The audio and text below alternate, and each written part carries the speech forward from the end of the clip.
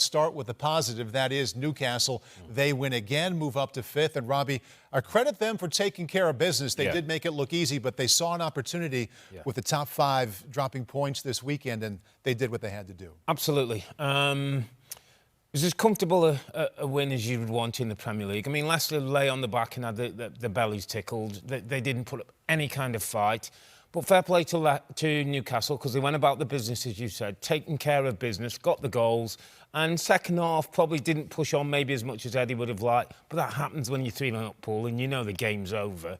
And the thing that I thought today, it wasn't an Isak day. You know, brilliant as he's been, 20 goals, and he came off. It wasn't a Bruno Guimaraes day. It wasn't a Tonali day. You know, they're the top players, the real quality end. But Dan Burn, we talked about before, is a centre back that came from Brighton for about $17 million. Jacob Murphy is a midfield player who came from Norwich for around $15 or $16 million. Honest, good professionals who you know what you're going to get from. Jacob Murphy's got 8 goals and 10 assists this season, and that's the base of what keeps you in the Premier League. Those guys who I can rely on, I know you're going to do the job. Leicester haven't got any of them in the team, and you don't know what you're going to get, and that's the problem that Ruud van Nistelrooy has. He sends his team out, and he must be crossing his fingers saying, please show up today. Right. We'll get to the Leicester side in a moment, Danny, but what stood out about what you saw from Newcastle?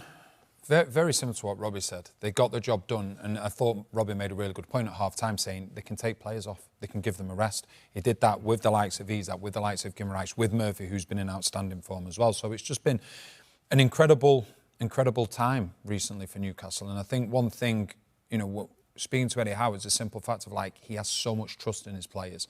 They drew a line under the League Cup victory after the parade, and it was getting back to business.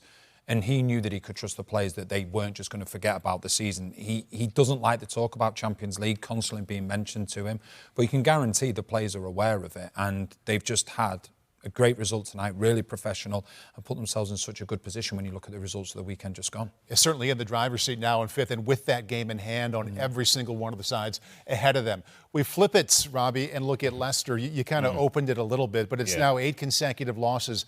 Haven't scored a single goal in that time. Every time I listen to a Ruud van Nistelrooy press conference, I kind of think he's nailed it there. He's on the point in terms of what's not happening, what we need to do. Then I watch his team, and there's a disconnect, because I never see anything that he talks about happening. So either the message isn't getting across, or the players aren't doing it. Wout Faes is a centre-back. He's an international Belgian who plays at the back for Leicester City.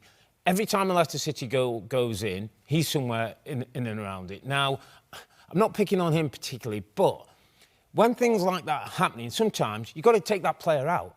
And you've got to put somebody else in there. And even if somebody's trying harder, doesn't have the ability, isn't an international, but is trying to do the job better, you live with that. But if you keep on going that Cody and Faes, you think are going to keep you in this league, well, I'm afraid there's something very, very wrong.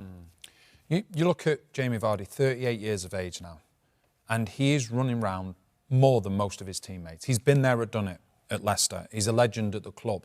But it needs to mean more. And we can be realistic and say they're going to get relegated. But as an individual now, you're playing for pride. I've been in this situation before, not obviously as badly as that, but where I've been relegated before, and you find out a lot about your teammates. Some players that, you know, don't necessarily want to be playing because they know the pressure that they're under. Some players that go, okay, well, I'm trying to play for my future. I'm trying to play for pride.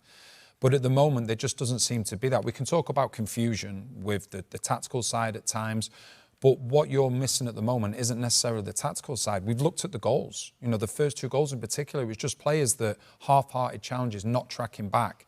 And when you find yourself in situations like that, you know that you're going to be doomed. Hi, I'm Rebecca Lowe, and as we head towards the end of an exciting Premier League season, make sure you like and subscribe on the NBC Sports YouTube channel for more content like this.